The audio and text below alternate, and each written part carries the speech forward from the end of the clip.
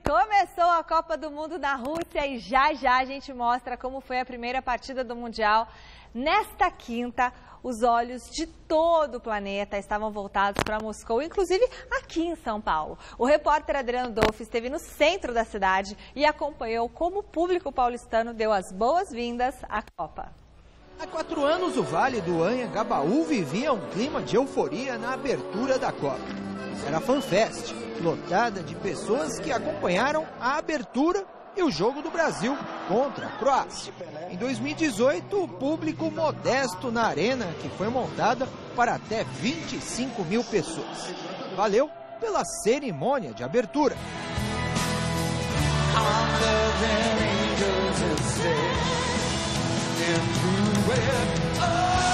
Bem simples, mas legal, gostamos da cerimônia. Comparada com a cerimônia do Brasil, qual que foi a melhor?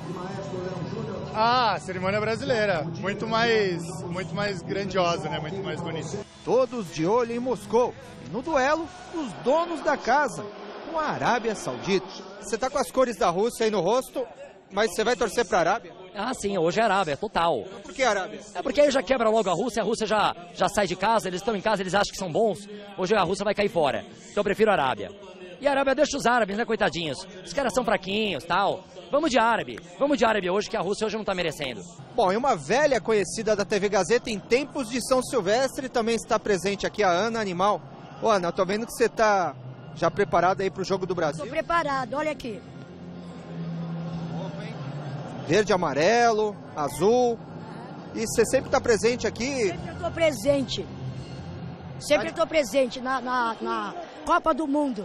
Essa Copa do Mundo parece que você está mais animado, a impressão. Eu estou mais animado. Eu acho que vai dar pelo menos, se dá 3-1, tá ótimo. Na estreia do Brasil? Na estreia. E nada de jogar sapato alto. Joga com a cabeça, nada de nervosismo. Jogar legal, porque eu tô confiante, porque entrou o Gabriel Jesus, tá? E tem o Neymar, que não jogaram outra vez. Que eu acho que o Brasil vai jogar legal, eu tô confiante no Brasil. Vai Brasil, ó, Brasil na cabeça. E depois do jogo, o público foi melhorando, porque tinha música sertaneja. Tarde, terminou a embalada ao som da dupla Fernando e Sorocaba.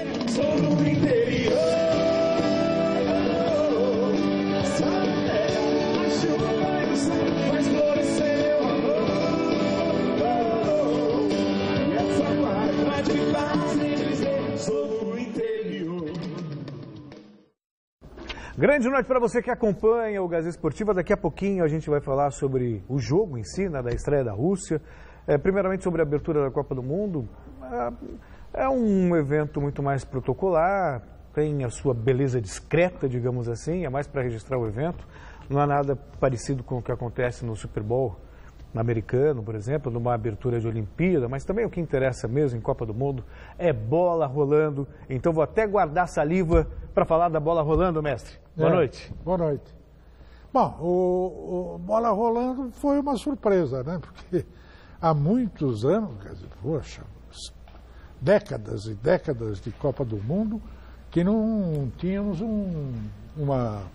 o resultado, uma goleada, né, na abertura desde da Copa do Mundo. 1950. 54. 50? Não, 50. 1950. O Brasil venceu o México por 5-0. 50. É verdade, 50. Primeiro Brasil, jogo isso. E antes teve a Itália que ganhou de 7-1, não me lembro de quem, em 34. Foi dos Estados Unidos. Estados Unidos, é. E, enfim, valeu a pena por isso, porque tecnicamente o jogo foi muito fraco. A União Soviética, a União Soviética, ainda estou no tempo da União Soviética. O mestre. A Rússia. Tá, mas deixa eu só... podemos até chegar, mas eu acho que em 50 o Brasil venceu o México por 4-0. Isso. E em 54 foi 5-0. Deixa eu ver aqui. Vai falando. Mas tudo bem, vamos lá. Mas, enfim, pouco depois já estou até na União Soviética. Que diferença faz? Pois é. O fato é o seguinte, que os dois times tecnicamente fracos, mas um jogo emocionante, sobretudo por causa dos gols, né? Os dois gols daquele número 6, o Xerichev. É isso aí. Ele fez 2 golaços, né? Mas a Rússia não vai muito longe, não. Mesmo placar de Brasil e México... Em 1954. Isso, 5-0. Bom, não poderia ser diferente. A enquete do site gazetesportiva.com de hoje entra no clima de Copa do Mundo e a gente quer saber quem é o grande favorito para conquistar a Copa, hein? Alemanha, Brasil, Espanha ou alguma outra seleção? Celso vai votar em alguma outra seleção porque ele tinha falado que era Argentina. Agora, ele mudou o palpite dele, ele tinha mudado para a Espanha. Aí, primeiro ele tinha falado da Argentina, aí a Argentina ficou o caos. Aí ele falou Espanha, o técnico que agora espirrou. tá o caos. E agora? Ainda assim, eu vou Não fala Brasil, meu amigo, não fala. Não, porque menos? Não fala Brasil. Você falou Argentina, deu errado. Falou Espanha, deu errado. E agora? Eu acertei os últimos 2 campeões mundiais para ser o governo. Não, acertei em 2010. Em 2010, mestre. Acertou? Falei que a Espanha, acertei a Alemanha também. Eu falei que a Espanha ganha a Copa do Mundo, estreou contra a Suíça. Perdeu de 1-0. Me esculhambaram aqui, botaram VT, botaram tipo, eu só falo errado. O que deu em 2010? Espanha. Tá lá, tem entrevista minha então falando hoje da vai Alemanha. dar o quê? Então esse é o novo povo. Okay. Espanha ou Argentina? Pronto. Espanha ou outro, então? Não colocar a Argentina porque vocês têm má vontade com a Argentina. Então só de pirraça, só pode votar em um. Argentina. Então você voltou o seu palpite. Voltei. O técnico da Real Federação Espanhola botou tudo a perder? Ele botou tudo a perder, mandando o técnico, faltando 2 dias para acabar a Copa. Argentina. Mestre. Pronto. É um só? É um só. É Espanha, Alemanha, algum outro ou Brasil? E não pode ser o Brasil? Pode? Eu sou Brasil. Você disse para ele que não podia. Você disse para ele que não podia para não dar azar. O Brasil não pode, porque se ele votar no Brasil, o Tite cai. Eu voto no Brasil. Brasil. Eu também, mestre. Dá uma olhadinha na minha cara. Bom, eu não, senão eu vou assustar. Senão eu vou achar que você é o Zabivaca. Dá uma olhada. O lobo. Sei que temos pouco tempo para falar, mas esse jogo, acho que requer um pouco mais de consistência, digamos assim, um pouco mais de tempo. O resultado foi surpreendente, acho que até para o mais fanático torcedor russo. A Rússia não venceu uma partida de futebol desde outubro do ano passado. Foi um amistoso com a Coreia do Sul, 4-2. Desde então... Estavam escondendo o jogo. Empatou ou perdeu, não venceu 7 jogos. A Arábia é fraca. Esse é um ponto. Fraca. Segundo, a Rússia também estava com uma estrela fora do comum. O menino, que agora, o Shevich, fugiu o nome dele. Eu também. Me fugiu o nome dele agora de novo. Cherichev. Isso. Ele saiu do banco para entrar no jogo, porque o Zagoev, que é um dos principais jogadores, deixou o campo lesionado. Nunca tinha feito um gol pela seleção, já fez 2 e 2 golaços. Então, Copa do Mundo, ela é muito peculiar, porque tem jogadores grandiosos que não confirmam a fama de grandiosos. O próprio Cristiano Ronaldo é um deles. O Messi, apesar de ter sido eleito o melhor do mundo na Copa do Mundo, ele estava até constrangido em receber o prêmio, porque ele não foi o melhor. O melhor foi o Robin. Pois é. E aí, de repente, um jogador surge do nada, está com uma estrela brilhante e arrebenta. Quer dizer, foi um partidaço do ponto de vista das emoções e das curiosidades. Agora, tecnicamente, jogo fraco, né? Acho que a gente já esperava, né? É que se esperava que fosse tão fraco que nem gol saísse. 0-0, né? 0-0, 1-0, 1-1. Mas, pelo menos, tivemos a vantagem desses gols todos aí que abrem bem um campeonato que começa, na verdade, amanhã, né? Pois é. A Copa do Mundo começa amanhã. É pro jogão, né? Espanha. Portugal, Espanha. Jogão. O Egito do Salah contra o Uruguai. Soares. Uruguai, olha, atenção, hein? Ele pode, por fora, aí comer muita gente. E, curiosamente, essa vitória da Rússia aumenta a responsabilidade das 2 seleções. Até o presidente Putin ligou pro treinador no meio da entrevista coletiva. O presidente Putin reclamou que não tinha chefe de Estado lá representando seus países. Passou o jogo inteiro no ouvido do Infantino. Aliás, parecia que o Infantino era o presidente da ONU. Porque estava o árabe do lado dele, o príncipe lá, e o outro, os dois no ouvido. Não, que coisa doida. E uma situação extremamente constrangedora, porque aí deu para perceber que o Infantino é muito político. Porque saiu um gol da Rússia, e aí ele não podia comemorar efusivamente por causa do príncipe ao lado dele. Aí ele fazia assim... E eu só ficava pensando no Carilli, onde que esse homem vai se meter? Agora, que pessoal uma joga pergunta mal, né? que eu estou me fazendo é: por que raios né, que o nosso querido Robbie Williams mostrou o dedo do meio durante a transmissão? Porque é um idiota, só por isso. Porque começaram a vaiar ele, eu acho, né? Não teve. Bom, para mim não quer dizer nada. Esse gesto aí, para mim, é nada. Eu não sou colonizado, eu não vivo às custas dos Estados Unidos, do que falo do americano. Porque essa expressão, desde que eu me conheço por gente e o Brasil a vida inteira usou, era outro gesto. Era outro gesto. Não era esse aí. Esse aí não quer dizer nada para mim. Vamos falar agora de Campeonato Brasileiro. Ontem um jogaço no Allianz Parque entre dois postulantes ao título brasileiro e rolou de tudo um pouco. Começamos mostrando os melhores momentos de Palmeiras e Flamengo na narração de Vinícius Rodrigues. Tudo pronto aqui no Allianz Parque, é hora do show, é hora de Palmeiras e Flamengo. Um dos maiores clássicos do futebol brasileiro. É a última rodada do Brasileirão antes da parada para a Copa do Mundo.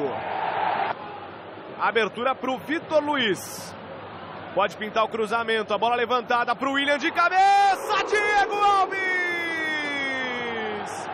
Defesa espetacular do Diego Alves na cabeçada do William.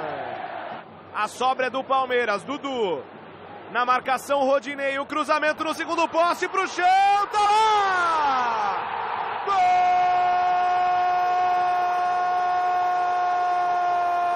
Gol do Palmeiras! Agora deu para o William! William Picote faz no Allianz! Aos 6 minutos do primeiro tempo. Agora levou a melhor o Marcos Rocha, mas a bola chega no Vinícius. Condição é legal. Vinícius Júnior contra o Johan. O cruzamento no segundo poste, o desvio, Jailson. Passa no fundo Moisés, ainda Dudu. Soltou pro Moisés, o cruzamento, fez o break, saiu pro William, pode fazer o desvio, a bola vai para fora. Perde uma grande chance o William. Condição legal, deixou pro Johan. O cruzamento para o Moisés no meio da área, disputa, chega no William, bate de direita, Diego Alves, Dudu de direita para fora. Autorizou o árbitro, vem Johan. O cruzamento, desvio no primeiro poste, no segundo, Diego Alves! Espetacular o Diego! Vem o Rodinei para a cobrança, o levantamento, a bola no segundo poste, o desvio para o gol! Gol!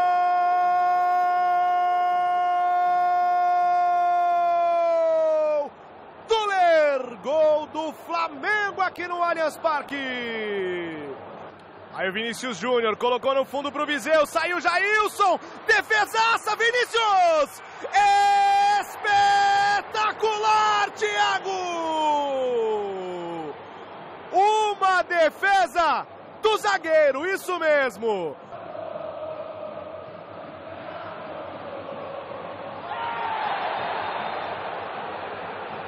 O banco inteiro do Flamengo vem que nem louco. O Felipe argumenta e leva cartão amarelo. O banco do Flamengo queria a expulsão dele. Aí a bola do Moisés pro Dudu. Linda matada. Lucas Lima tem espaço para avançar, indo Lucas. O chute de esquerda para fora. Lucas Lima, boa bola pro Dudu. Evitou a saída, deixou o adversário no chão. Chamou o adversário para dançar, o Dudu, e o clima esquentou. O Cuéllar e o Dudu se estranharam e os jogadores do banco vão ali para amenizar o clima. Virou baderna, virou casos de família. O Jonas deu um chute no Jailson. O Jailson e o Jonas se estranharam. Saiu o pontapé, saiu o soco entre o goleiro do Palmeiras e o volante do Flamengo. clima esquentou feio. Aí o Braulio Machado vai se encaminhando para o local da falta. Vamos ver os cartões para os jogadores selecionados, os sorteados. Vermelho para o Cuéllar, vermelho para o Dudu. Os jogadores do Flamengo fazem uma barreira em volta do Dourado. Me parece que é o Dourado que vai ser expulso. Henrique Dourado expulso. Expulso o ceifador Henrique Dourado. E acho que vai sobrar para o Jailson, hein? Jailson expulso. Jailson expulso do jogo. Virou passeio, virou bagunça, virou baderna. Vamos ver no banco. O Luan, zagueiro do Palmeiras, também foi expulso. O Moisés vai botar a camisa de goleiro. Ó. O Everton vai ceder a camisa para o Moisés e o Moisés vai para o gol. Aí o Diego Alves repõe a bola e o árbitro acaba o jogo. Final de partida no Allianz. Empate em 1-1 entre Palmeiras e Flamengo. E que final de jogo desnecessário. Que venha a Copa do Mundo e que boas energias voltem a reinar no futebol brasileiro. Porque isso que aconteceu aqui foi uma vergonha. Foi um clássico de tirar o fôlego, de balançar com as estruturas do Allianz Parque. Teve de tudo um pouco aqui nesse Palmeiras e Flamengo. Casa cheia, um belo futebol, oportunidades para ambos os lados, gols, quebra-pau, polêmica, expulsões e até um jogador de linha virando goleiro no finzinho da partida. Ô Felipe, foi o típico jogo futebol raiz? Depende do ponto de vista, né? Porque hoje em dia é muito mimimi, né? Então, eu gostei, você. Acaba de uma situação que... Não, foi um clássico do futebol. Acho que nós temos que melhorar alguns erros pontuais. Erros esses que, mais uma vez, fez com que perdêssemos os outros 2 pontos, né? Nós precisamos encontrar esse equilíbrio, sim. Né? Porém, eu acredito que nós estamos fazendo grandes jogos. Grandes jogos e em alguns momentos, né, a gente perde o controle do jogo, não o controle emocional, o controle do jogo, e os adversários acabam se beneficiando, né, desse momento, né, que são superiores, né, na partida. Parece que faz parte do pacote. Toda vez que a gente vem aqui no Allianz Parque, a gente tem que levar de presente aí uma arbitragem parcial. É ridículo, né, o Felipe Melo não ter sido expulso naquele lance covarde em cima de uma criança. O Felipe Melo era para ter sido expulso e sair de camburão daqui do estádio, e ele deu só o cartão amarelo e o treinador do Palmeiras imediatamente substituiu. E depois da confusão ele deu 5 minutos de acréscimo, e o acréscimo só valeu enquanto o Palmeiras estava com a posse de bola. Como eles estavam sem goleiro, foi só o Flamengo recuperar a posse de bola que ele esqueceu os outros 3 minutos de acréscimo. Então não dá para ficar calmo diante de uma situação dessa. Normalmente eu acho chororô de dirigente, mas o presidente do Flamengo tem razão, ele poderia ter dado mais tempo. Deveria. Né? Deveria ter dado mais tempo. Acho que ele ficou com medo de ter mais problemas ainda se o Flamengo atacasse tendo o Moisés no gol. Isso aí. Né? Já que ele expulsou, que ele teve até... tirando o Felipe Melo, que eu acho que também não merecia ter sido expulso, mas ainda é discutível a interpretação, mas em relação aos jogadores envolvidos na bagunça, até que ele acertou. Aí na hora de dar o acréscimo ele não dá. E outra coisa, futebol raiz para mim não é isso não. Futebol raiz, ainda mais pensando em Brasil, é jogo bonito, com ginga, com drible, com alegria. Pontapé sempre foi coisa dos nossos irmãos. Exatamente. Né? Dos irmãos. Então, isso não tem a ver com os uruguaios. Isso não tem a ver com futebol raiz, não. Isso tem a ver com futebol incompetente. Sabe? O Dudu e o Palmeiras merecem também. Já peitou árbitro, já agrediu o árbitro, pegou uma punição severa, foi lá, converteu, entrou com efeito suspensivo, mudou a pena. O Dudu está sempre se envolvendo em confusão. E aí, o clube que deveria fazer o quê? É punir o jogador, não é passar a mão na cabeça e achar que isso é natural, que isso é normal. Porque não é. Outra coisa, o senhor Jailson também, que é bom goleiro, por que ele tem que sair de lá para brigar com o jogador na frente do árbitro? Leva a que isso? Precisa se autoafirmar como homem, como macho? Sabe? Então é melhor se autoafirmar como uma pessoa inteligente e sábia. Né? Porque isso, me desculpa, é de um primitivismo fora do comum. assinado embaixo. O fato é que o Felipe Melo tinha que ser expulso. A entrada dele é criminosa, não tem nenhum sentido o que ele fez. E ele vive se repetindo coisas desse tipo, além de ficar aí se vangloriando a qualquer momento na frente dos microfones e tal, muito negócio de machão, essas coisas são tão primárias, mas representam bem o país que nós vivemos hoje em dia, sabe? Isso é bem um reflexo da nossa sociedade. Faltam ideias e sobram arroubos. Eu sou macho, eu sou bom. Sabe? Tem que ser na marra. Não. É a ideia do futebol de resultado. Que não tem nada a ver com o futebol de raiz do Brasil. Eu ganhar a qualquer custo. É isso aí. Sabe? De qualquer maneira. Me impondo. Não importa como. Essa quebra de ética, de noção de civilidade que tem feito o futebol brasileiro, que é um reflexo da sociedade. Né? Ele se manifestar dessa forma. Agora, o segundo tempo foi muito interessante esse jogo. Primeiro, o Palmeiras começou muito bem, depois caiu, recuou, como sempre, mas no segundo foi lá e cá e tal, foi um jogo bem interessante de se ver. Mas ainda abaixo do nível que se espera dos dois elencos, que são os dois maiores elencos do futebol brasileiro no momento. Né? Então, bom, e na saída dessa partida, o atacante Vinícius Júnior falou sobre a saída dele para o Real Madrid. Olha. Quem vai decidir é o Flamengo junto com o Real Madrid. Tá. E se foi o último jogo? Você está satisfeito com o seu desempenho desde o seu início no profissional até hoje? Você está satisfeito? Missão cumprida? Sim, saí daqui com a bagagem a mais, né? Evoluí muito, evoluí até do que eu não esperava. Sair daqui com a liderança e classificar na Libertadores não tem preço. O Zidane, alguém do Real Madrid te ligou? Alguém da comissão técnica em algum momento?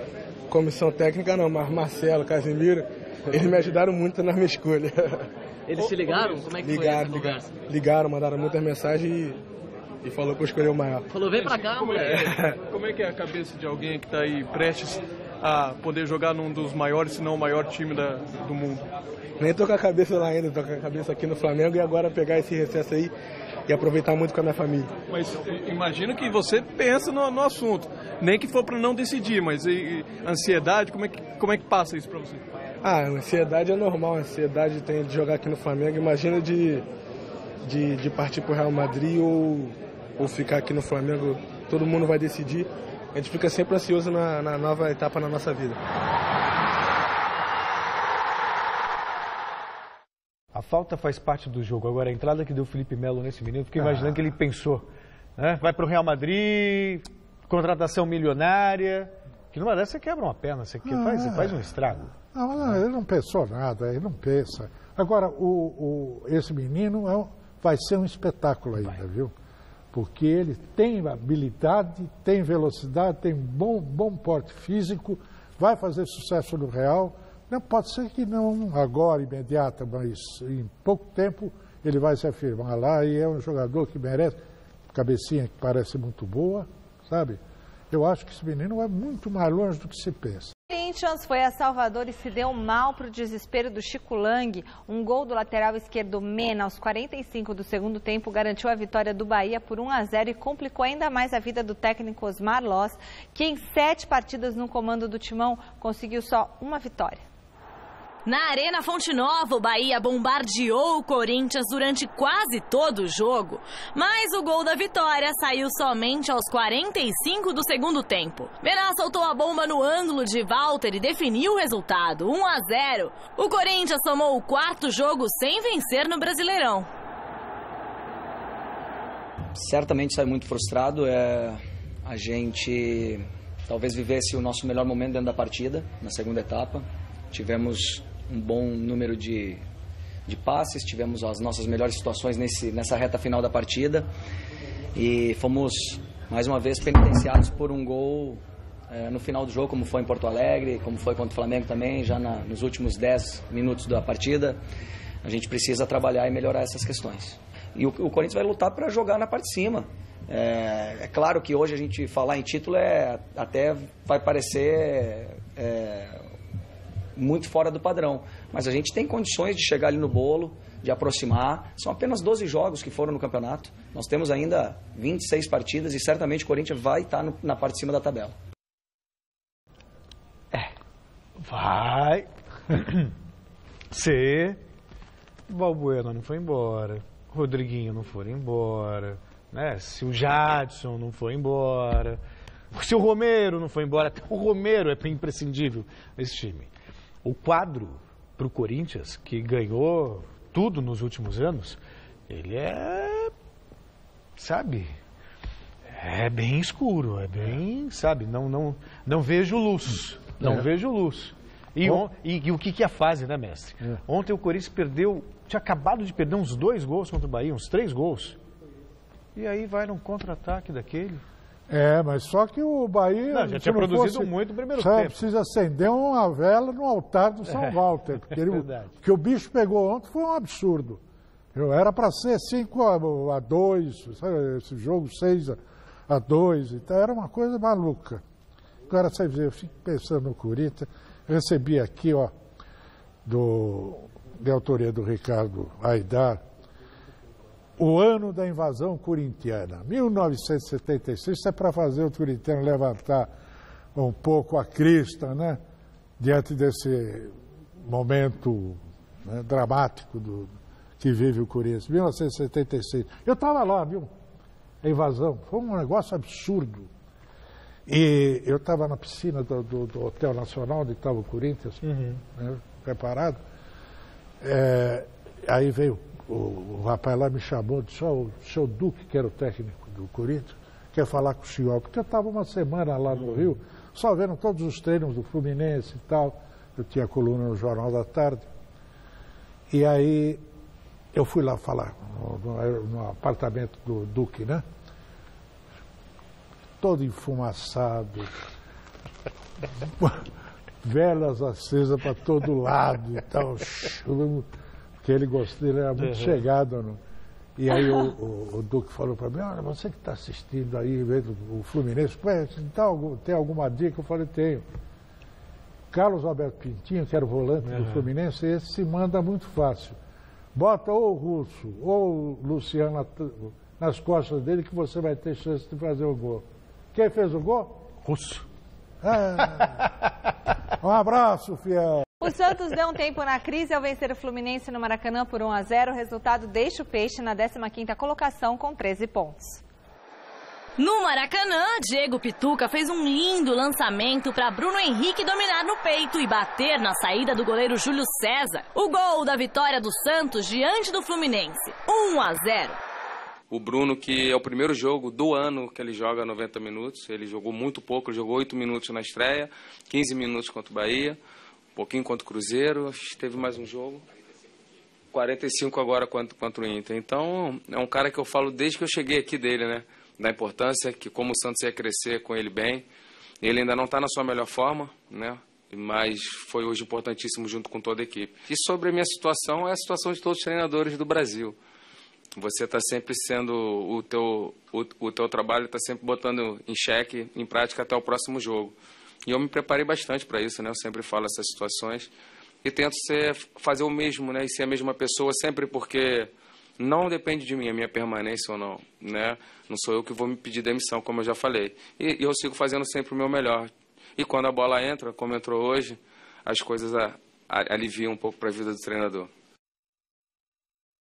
É isso que eu acho chato no futebol brasileiro. Tudo bem, faz parte do contexto, da polêmica, mas toda hora essa questão, são 2, 3 jogos sem vencer, vai cair, não vai cair, é sempre a mesma ladainha, entra ano, sai ano. Tudo bem que é um retrato da realidade do futebol brasileiro, mas está na hora da gente também começar a fomentar um pensamento diferente, né? De sequência de trabalho e não de queda, de querer ver o circo pegar fogo a cada derrota. E olha que o Santos venceu ontem, ele teve que explicar de novo se fica, se não fica. Com o Bruno Henrique, a gente falava do Vinícius Júnior, mas para mim, por exemplo, o Bruno Henrique ainda é muito mais real do que... Mais velho, né? É, claro, e é um jogador também promissor, pena que se machucou tanto nesse semestre. Esse garoto, se ele tivesse continuado, tivesse machucado o olho, eu tenho quase que certeza que deveria estar no time da Copa. Né? Porque é realmente um cara, olha que golaço, a matada no peito e o chute, quer dizer, um cara que sabe, né, se posicionar na área. Tinha perdido um gol feito de cabeça. Perdido não, ele cabeceou certo, que a bola saiu fora. Saiu para fora, mas gosto muito dele. E acho que com ele o Santos vai começar a levantar um pouquinho mais o moral, né? Fiz muitos gols assim como ele. Em sonho. Mais 6 jogos completaram a 12ª rodada do Brasileirão. 2 partidas terminaram em 0-0. Foram nos confrontos entre América Mineiro e Chapecoense, em BH, e Sport e Grêmio, no Recife. Veja os gols dos outros jogos. Na Vila Capanema, o Cruzeiro saiu na frente do Paraná, com Rafael Sobis batendo pênalti. Mas o time da casa buscou o resultado e definiu o empate com este gol de Silvinho e ficou nisso 1-1. O Botafogo recebeu o Atlético Paranaense e Rodrigo Lindoso abriu o placar cobrando pênalti. No segundo tempo, o Renan Lodi fez contra e sacramentou a vitória dos cariocas por 2-0. No Beira-Rio, o Nico Lopes marcou logo no começo e fez 1-0 Internacional diante do Vasco. No finalzinho do primeiro tempo, Patrick entrou em ação para ampliar a vantagem do Colorado. A equipe carioca chegou a tentar uma reação com o André aos 20 minutos da etapa final. Mas o zagueiro Vitor Cuesta garantiu os 3 pontos ao Inter, marcando de cabeça, 3-1. Gols só no segundo tempo para Atlético Mineiro e Ceará. Naldo fez para o Vozão já aos 33 minutos. Só que a comemoração durou pouco. Roger Guedes, em grande fase, deixou tudo igual aos 35. Nos acréscimos, Luan foi para a rede para assegurar a vitória e a vice-liderança do Brasileirão ao Galo. 2-1 e fim de papo. Rapidamente só, porque o Atlético Paranaense perdeu mais uma. Pênalti infantil, depois um gol também que me pareceu regular. Mas o bicho está pegando para o Fernando Diniz. Então, o Petralha está querendo segurá-lo, mas tem muita gente querendo vê-lo fora do Atlético Paranaense. Você muda um pouco o roteiro nesse país aqui. País feito de clichê, ele é montado em clichês. De mais do mesmo? Aí é o mais do mesmo. O cara sai um pouco da rota, ele dança mesmo. Agora, vale a pena lembrar o Atlético Mineiro, sim, né? O Galo que está fazendo beleza e com esse menino Roger Guedes que faz uma falta desgraçada no Palmeiras. Por quê? Porque ele é meio maluquinho. Pô, e o Felipe Melo, e o Dudu e o resto? Meu Deus, é artilheiro do Campeonato Brasileiro e está salvando o Atlético Mineiro a todo momento. O repórter Alexandre Silvestre nos conta agora a história de um expatriado que, fugido da Segunda Guerra Mundial, veio parar aqui no Brasil. Senhor Igor Schne. Prazer, Alexander. Prazer todo meu. Vamos entrar. 83 anos de uma riquíssima experiência de vida que vai muito além dos pertences e obras russas que ostenta em sua bela casa em São Paulo. Este senhor, economista, premiado, aposentado, responsável há décadas por um asilo de velhinhos e que já escreveu até um livro sobre imigrantes russos em terras brasileiras, nasceu próximo à divisa da Polônia com a antiga União Soviética. Foi vizinho do gueto de Varsóvia durante a Segunda Guerra Mundial. Escapou dos campos de concentração por não ser judeu. A família, anticomunista, fugiu para o Brasil por sobrevivência. E o pai, se por um lado salvou a pele da esposa, do filho e de alguns entes queridos ao atravessar o Atlântico, não realizou um outro sonho. Meu pai todo ano levantava uma taça de champanhe para voltar para a terra dele, porque a saudade era muito grande. E ele me contou que ele daria o braço direito dele para cortar se ele pudesse voltar novamente para a pátria dele, a Rússia. O que não aconteceu? O que não aconteceu porque ele faleceu aqui em São Paulo. Meu pai era anticomunista e lutou 4 anos durante a Revolução de 17 até 21, no Exército Branco contra o Exército Vermelho. Ele explodiu uma refinaria na cidade de Baku, uma refinaria que estava nas mãos dos bolcheviques, dos comunistas, e era perseguido com cartaz de 10 mil rublos, vivo ou morto. Ô, louco! O então adolescente Igor teve a chance de seguir novos rumos em nosso país, construir uma nova família e compartilhar a prosperidade com sua amada. Eu quero uma fábrica para vocês, né? Ou vocês não querem? É cedo, mas acho que dá, né? Um golinho. O que vem aí vale a pena, né? O futebol, as Copas, uma em especial, também cruzou o caminho deste russo brasileiro. Em 1950 eu estava no Maracanã chorando, quando o Uruguai marcou o segundo gol. Didier.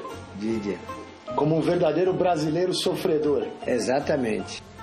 No entendimento do Igor, o Mundial na pátria dele tem propósito geopolítico, nem tanto esportivo. Pode aumentar a relação de amizade com outros povos do Ocidente. A cerimônia de abertura com o discurso de Putin lhe anima? Gostei, sim. A estreia, então, dava para imaginar uma vitória sobre a Arábia Saudita. Gol! Gol! Acontece que a seleção russa não está no nível das melhores equipes mundiais. Mas com um placar desse tamanho...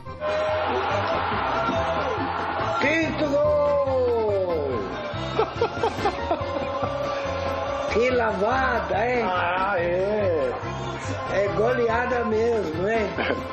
Na Rússia também se fala estreia com o pé direito? Fala. Tem isso também lá? Tem. Nationali Spravai Ruki. Aula de futebol, hein, dona Rússia? Ensinamentos de vida, né, seu Igor?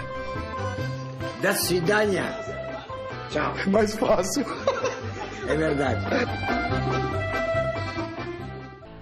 O Gazeta Esportiva está de volta destacando a prova ciclística 9 de julho. Você que tinha perdido o prazo para inscrição, se deu bem, né? Porque a direção prorrogou a data até a próxima sexta-feira, amanhã, né, gente? Dia 15 de julho, aniversário do meu filho. Então, vem aqui, fique atento, não perca mais tempo, vai até o site gazetesportiva.com, faça o seu cadastro e venha pedalar com a gente, tá? Prova ciclística 9 de julho, até amanhã para você se inscrever. E o Gazeta Esportiva agora vai voltar a falar de Copa do Mundo, não dá para ser diferente. Hoje você vai conhecer os integrantes do Grupo G.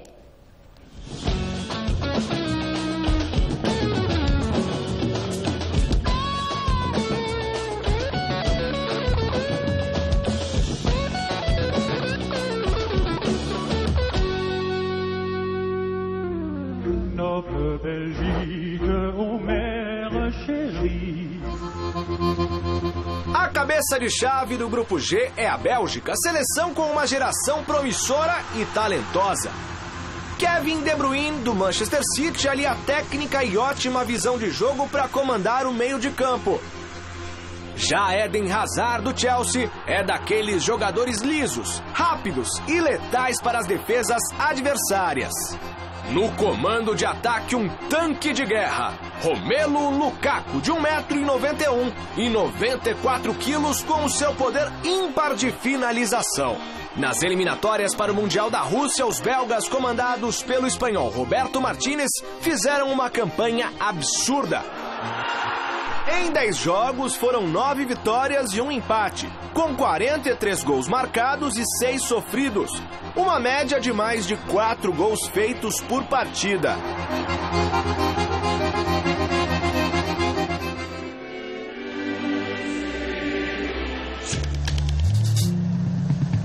O Grupo G também conta com a campeã mundial de 1966, a Inglaterra. Harry Kane é o maior destaque individual do selecionado da Terra da Rainha e traz na bagagem os incríveis 41 gols marcados na temporada passada pelo Tottenham, que disputa a Premier League. A missão de levar o time inglês ao menos à fase de mata-mata está com o técnico Gareth Southgate, de 47 anos.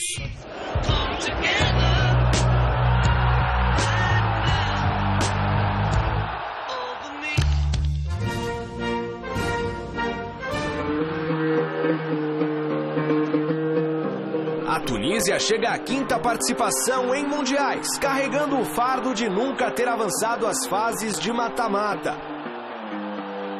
Contudo, no histórico das águias africanas tem gravada a primeira vitória de uma seleção do continente em uma Copa do Mundo. Em 1978, na Argentina, os tunisianos venceram o México por 3-1 e entraram para a história. 40 anos depois, o time atual, dirigido por Nabil Malou, não tem grandes nomes dentro das 4 linhas.